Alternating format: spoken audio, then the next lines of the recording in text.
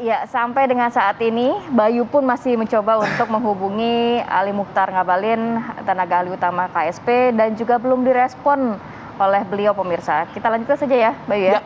Kita akan ke Bang Ferry dulu. Bang Ferry, kalau melihat tadi pernyataan dari Bang Deddy, ya buat apa Bapak Presiden juga memberikan komentar, karena sudah cukup jelas Bapak Presiden akan tetap tunduk pada konstitusi. Tapi kalau Anda melihat, apakah memang sebenarnya harus ada edukasi yang saat itu bisa dilakukan oleh Pak Presiden, ataupun harus ada respon dari pemerintah sehingga nantinya tidak akan terjadi lagi mungkin hal seperti ini di silaturahmi berikutnya begitu, Bang Deddy? Ya. Bang Ferry, sorry. Ya, saya pikir kan pernyataan Presiden kelihatan salah saja ya. Misalnya mengatakan itu wajar aspirasi masyarakat. Aparat desa bukanlah masyarakat, mereka adalah aparatur penyelenggara negara, aparatur pemerintahan, begitu ya, di tingkat terendah. Walaupun Bang Deddy mungkin aparat desa yang tidak tahu bahwa itu melanggar konstitusi dengan usulan tersebut, Bang. Bukan tidak tahu, saya sudah sampaikan tadi, ini settingan, ada kausalitas penjelasannya. Satu, sejak kapan kepala desa itu yang tidak pernah memuji presiden?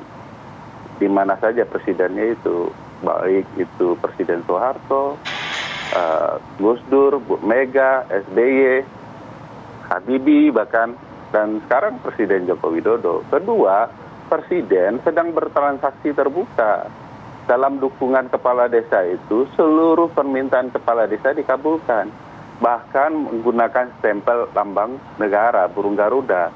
Presiden tidak baca undang-undang, lambang negara itu untuk siapa saja. Nah, ini transaksi yang memperlihatkan ada relasi kausalitasnya. Jadi bisa dibuktikan bahwa ini memang relasi yang direncanakan. Ketiga, saya mau menjelaskan, Bang Deddy juga dan Pak Jokowi juga harus baca undang-undang desa itu.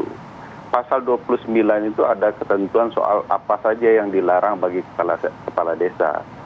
A misalnya dilarang kemudian mengeluarkan putusan yang akan menguntunginya, keluarganya, orang lain atau pihak lain dan golongan lain. Ini menguntungkan siapa pernyataan-pernyataan seperti ini? Ketiga, tidak boleh menyalahgunakan wewenang, tugas. Apakah ini dalam rangka mendukung? Itu tidak tugas kepala desa. Nah, menurut saya yang tadi kampanye itu bagian nomor berapanya yang dilarang ya gitu ya. Dan harus diingat bahwa tindakan-tindakan kepala desa itu ada aturannya, itu sudah dilarang. Oleh karena itu, bagi saya, pemerintah dalam melakukan tugas dan kewenangan, apapun itu, baca undang-undang dasar, baca undang-undang. Jangan kemudian mengeluarkan pernyataan-pernyataan yang sebenarnya secara aturan main itu terlarang. Supaya apa? Dalam berdemokrasi dan bertata negara, itu berlangsung dengan fair.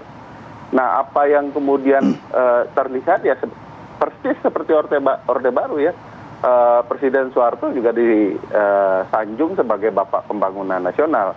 Nah, ini dirubah sedikit, Bapak Pembangunan Desa ya. Levelnya masih di bawah Soeharto. Nanti kalau sudah berpanjang berkali-kali barulah sama begitu ya.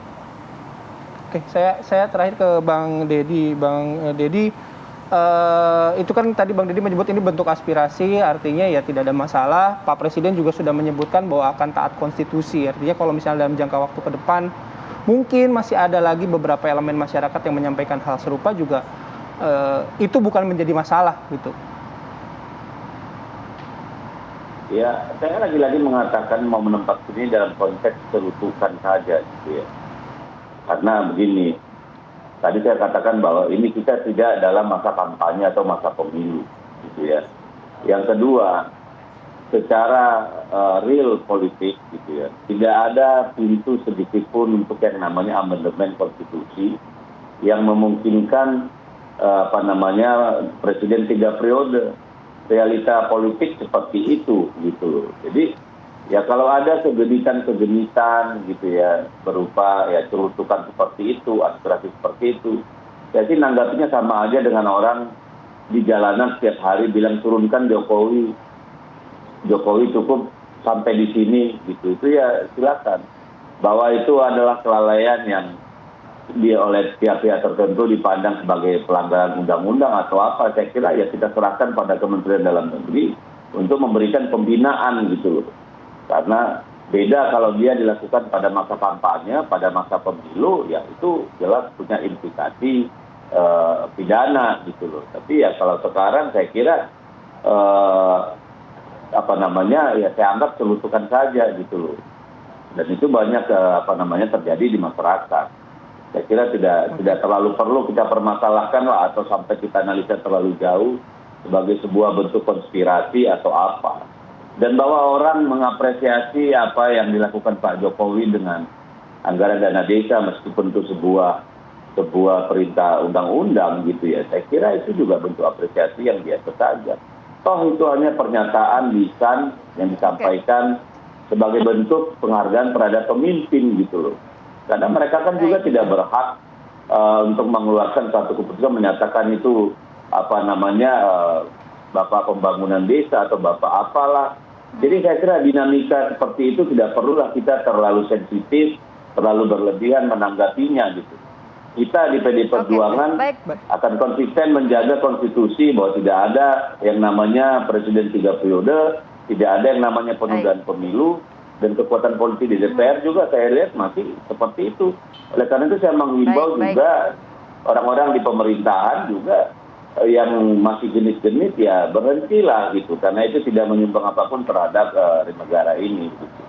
Oke Bang Deddy, poinnya sudah kita tangkap. Terima kasih banyak Bang Deddy dan juga Bang Ferry. Seharusnya pagi hari ini kita bisa mendengar perwakilan dari suara istana, tapi dengan sesi dialog pun belum juga ada yang merespon dari pihak istana ya? Ya, saya masih mencoba beberapa perwakilan, sampai tadi juga masih belum mendapatkan respon. Terima kasih banyak Bang Ferry dan juga Bang Deddy. Terima kasih Bang Deddy, Bang Ferry, terima kasih atas waktu. Salam sehat selalu.